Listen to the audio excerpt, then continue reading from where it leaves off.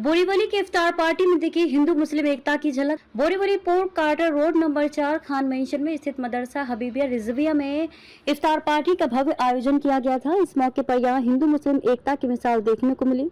राजेश वाघमारे जो पेशे से आर्किटेक्ट हैं, वे हर वर्ष रमजान के महीने में इस मदरसे और मस्जिद में फल फ्रूट की व्यवस्था इफ्तारी हेतु 30 दिनों तक रोजेदारों के लिए करते हैं। उनके इस नेक कार्यों की सभी लोग खूब सराहना किए। शिवसेना उद्धव बाला साहेब ठाकरे कोट की माजी नगर सेविका तेजस्वी अभिषेक घोसालकर भी इस मौके पर इफ्तार पार्टी में शामिल हुई। उनका जोरदार स्वागत सम्मान एनसीपी नेता फहीमीदा हसन खान ने किया। इस अवसर पर राजेश वाघमारे, जमालुद्दीन शेख, हसन खान, लालचंद पाल सहित भारी संख्या में स्थानीय लोग मौजूद थे।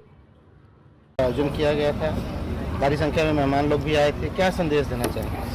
मैं आपके मीडिया के माध्यम से ही संदेश देना चाहूँगा कि हमारी जो ये मस्जिद है हबीबिया रिजविया, ये काफ़ी 40 साल पुरानी ये मस्जिद है। यहाँ पे हम लोग हर साल इसी तरीके से रोज़ा इफ्तारी का प्रोग्राम रखते हैं और ख़ास विशेष ये है, आज का जो हमारा उद्देश्य था कि हमारे जो वाघमारे साहब आर्किटेक्ट है वो हर साल हम लोगों को पूरे 30 दिन इफ्तारी का अरेंजमेंट करके देते। तो आज हम कमेटी वालों ने ये चाहा कि हम उनका इस पे आके आज उनका स्वागत और इस्तकबाल करें, जिससे पूरे देश में और पूरी दुनिया में मैसेज जाए कि हिंदू मुस्लिम एकता क्या होती है, वो हमने दिखाने का काम आज यहाँ से किया। कुछ लोग इस मस्जिद को अवैध बता रहे थे, इस बारे में आपको क्या कहना है? अवैध बताकर तोड़ना चाहिए? हाँ, देखिए, मस्जिद का ऐसा मसला है कि यहाँ पे कुछ लोग अपना उल्लू सीधा करने के लिए और कुछ लोग पॉलिटिकल स्टैंडबाजी करने के लिए, जिस तरह आप देख रहे हो कि आज देश में मस्जिद, मंदिर और दरगाहों के नाम पे ही राजनीति चल रही, तो उसी के तौर पे इस मस्जिद को भी लोगों ने टारगेट किया था कि इसको तोड़ के बिल्डर को फ़ायदा पहुँचाया जाए। हालांकि बिल्डर से हमारी कोई लड़ाई नहीं है, बिल्डर हमारे साथ में है। हमारी बस ये मांग थी कि जो हमारा एरिया, यूजेबल एरिया है मदरसे मस्जिद का, वो हमको फिर से डेवलपमेंट को मिलना चाहिए। वो हमें हमारा मांगा हुआ एरिया नहीं दे रहा था, उस चीज़ की हमारी लड़ाई थी। उसमें कुछ यहाँ के दलाल लोग और कुछ विपक्ष के लोग और कुछ यहाँ के नेता लोग अपनी हाथ सेकने के लिए, अपनी रोटी सेकने के लिए इस मस्जिद को हटाने की कोशिश कर रहे थे। लेकिन बोलते हैं कि सत्य को आँच नहीं आती है और खुदा का घर है, खुदा उसको बचाता है। और आज बिल्डर को सिलेंडर होना पड़ा और हमारा सेटलमेंट हो गया है। तो आयोजन किया गया था, तेजस्वी मैम भी यहाँ पे आई थी। वाघमारे जी, आप लोगों की मतलब यहाँ इफ्तारी की व्यवस्था हमेशा करते रहते, क्या संदेश देना चाहेंगे मीडिया के माध्यम से? देखिए, हिंदुस्तान की जो पहचान है वो अनेकता में एकता। भारत की यही विशेषता रही है कि यहाँ इतने सारे जाति और धर्म वाले हैं और सब एक समाविष्ट है हमारे भारत के अंदर। तो हम जो है, ह से हिंदू, म से मुसलमान, तो वो हमेशा से एक ही है। क्योंकि कोई भी बोलेंगे तो बोलेंगे हम, चाहे वो हिंदू बोले चाहे मुसलमान बोले, लेकिन ये वर्ड कॉमन है। लेकिन वही एक कॉम्बिनेशन हमारा दिखा रहा है। और वाघमारे जी का मैं तहे दिल से धन्यवाद करना चाहती हूँ कि हर दिन वो जो 150-200 लोगों की जो इफ्तारी है उनके लिए, ये 30 दिन, अभी 26 दिन आज हुआ है, कल 27, लेकिन पूरा महीना हर साल वो भेजते हैं। इसलिए मैं दिल्ली से शुक्रिया अदा करूँगी उनका। और आज वो राकेश वाघमारे एक आर्किटेक्ट है, वो हिंदू होने के बावजूद भी हमारे मस्जिद के अंदर वो हर साल पूरे के पूरे 30 दिन वो आज इफ्तारी भेजते हैं। कुछ लोग यहाँ पे मस्जिद को तोड़वाने के लिए भी योजना बना रहे थे, विफल हो गई उनकी ये योजना। क्या कहना चाहेंगे इस बारे में? बहुत लोगों ने ये कोशिश की कि हम यहाँ मस्जिद तोड़ दें, लेकिन आपको पता है कि जो अल्लाह की जो मर्जी है, भगवान गॉड और गुरु गोविंद साहब की जो मर्जी है वही होना है।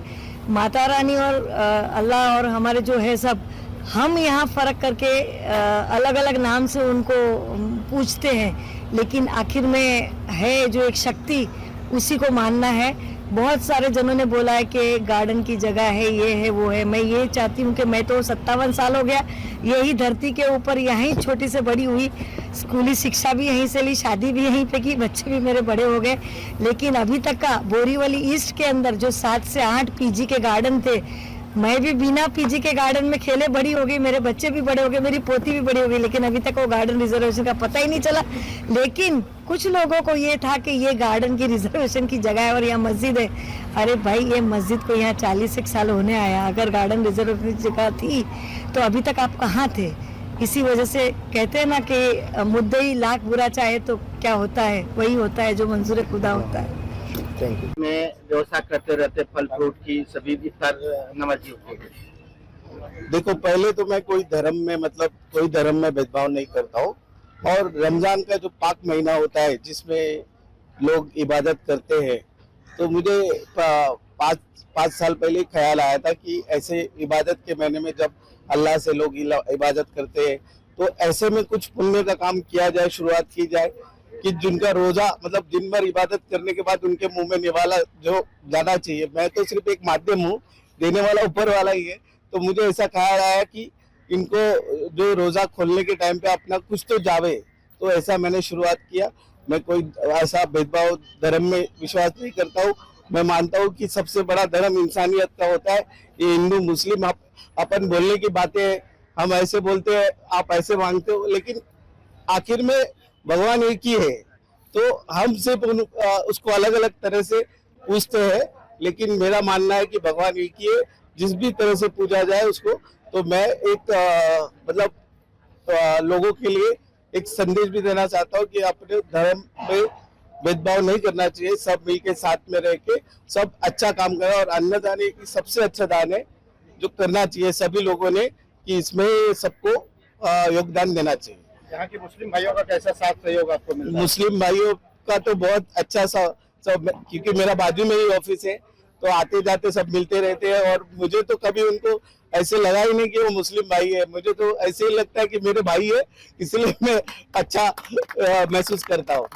Thank you. आए थे यहाँ बरेली में, यहाँ के मस्जिद पर इफ्तार पार्टी का आयोजन किया गया था। विशेष बात यह है, राजेश वाघमारे जी हैं जो यहाँ हिंदू मुस्लिम एकता की मिसाल कायम कर रहे हैं। हमेशा यहाँ पे इफ्तार की व्यवस्था जो है ये करते रहते हैं। क्या संदेश दें? मैं यहाँ पे पहली बार मुझे न्योता मिला है और मुझे बहुत अच्छा लगा कि यहाँ पे आके, क्योंकि इफ्तार पार्टी में आना एक पुण्य का काम बोला जाता है और पुण्य का काम मुझे यहाँ पे आके मुझे स्पीच देने के लिए बोला यहाँ पे, तो मुझे बहुत अच्छा लगा। और इन्होंने एक स्पीच दिया था कि हिंदू और जाति धर्म का, तो यहाँ पे देखोगे तो इफ्तार पार्टी में हमारे वाघमारे जी है, उन्होंने हर साल यहाँ पे इफ्तारी देते हैं, तो उनका मैं धन्यवाद देना चाहूंगी कि यही एक संदेश है कि हम लोगों को एक साथ रहना है, हम लोग एक साथ ही है और हर धर्म है ये अपना ही है, यही कहना चाहूंगी। और इन लोगों को बहुत शुभकामनाएं देना चाहूंगी।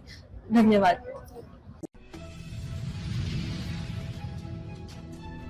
डायमंड और गोल्ड कारखाने और कारीगरों से मिलने पहुंचे पीयूष गोयल। मुंबई के दहशतपूर्ण तन्वी डायमंड हॉल में डायमंड और सोने कारखानों और कारीगरों से मिलने के लिए महायुति के भाजपा उम्मीदवार केंद्रीय मंत्री पीयूष गोयल पहुंचे। इस मौके पर भारी संख्या में डायमंड और सोने के कारखाने के लोग उपस्थित थे।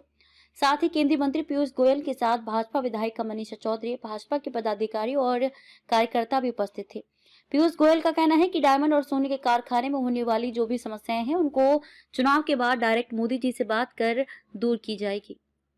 मुंबई डायमंड मैन्युफैक्चर एसोसिएशन का प्रेसिडेंट हूँ और ये आज मीटिंग था पीयूष भाई गोयल का, जो हमारे यहाँ उत्तर मुंबई जिले के प्रेसिडेंट है।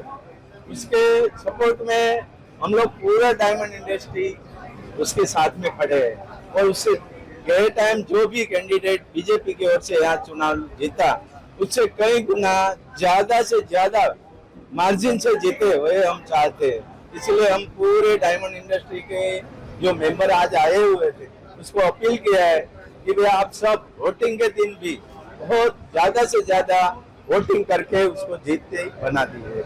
सर कितने लोग उपस्थित थे आपकी इस डायमंड में?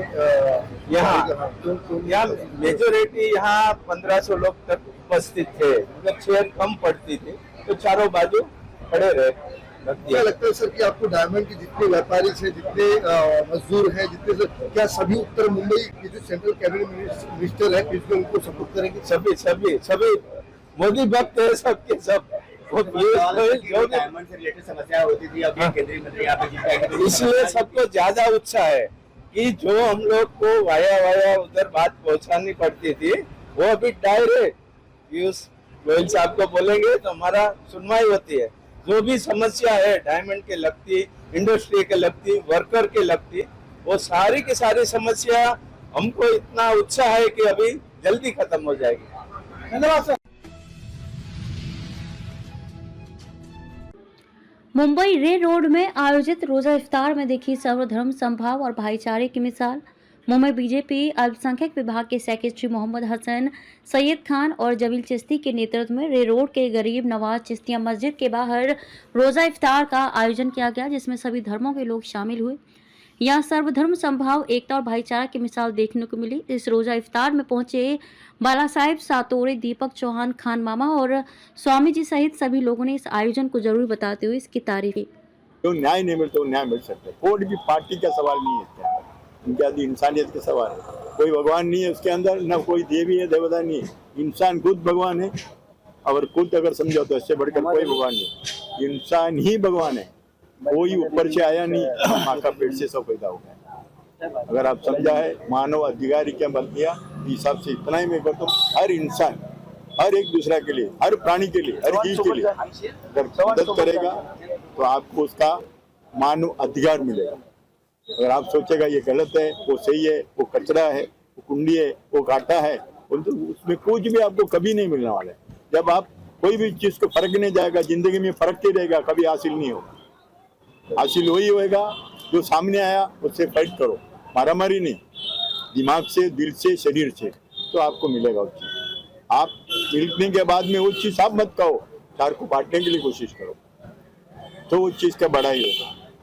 कोई भी ज्ञान प्राप्त होने से ज्ञानी नहीं बन रहे। ज्ञान जब तक बांटेगा नहीं, जब तक वो ज्ञानी नहीं बने। कोई भी चीज, हर आदमी ज्ञान के लिए बढ़ते, कोई भी तरीके से, हिंदू हो, मुसलमान, ईसाई हो, सिख हो, कोई भी हो, सबका एक ही कहना है, मेरे को जन्नत में जाना है। जन्नत किधर है किसको मालूम है? नहीं मालूम। जन्नत का पत्ता है किसके पास? नहीं मालूम। मैं चैलेंज से बोलता हूँ, इंसान और इंसान के तरीके से रहो। माँ का पेट का, माँ का पैर के नीचे जन्नत है बोलते हैं, तो जमीन जन्नत बोला जाता है। ये जमीन को कोई कदर नहीं करता, टूटता है, जलता है, पीटते है, सब कुछ करते हैं, मरने के बाद में वो गोद में सुलाता है। तो उसके बढ़कर बड़ा माँ कौन है? इससे बढ़कर माँ कौन है बताओ? यही सबसे बड़ा माँ है। ये धरती से हर चीज होता है, हर चीज। आप पकड़ा हुआ जो है ना, वो भी ये धरती से बना है।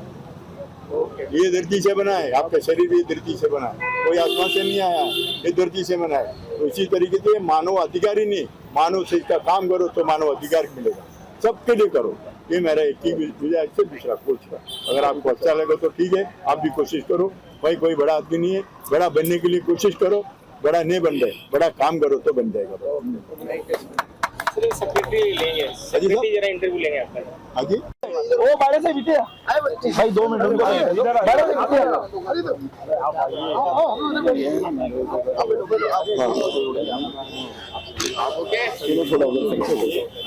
आगे तो क्या ना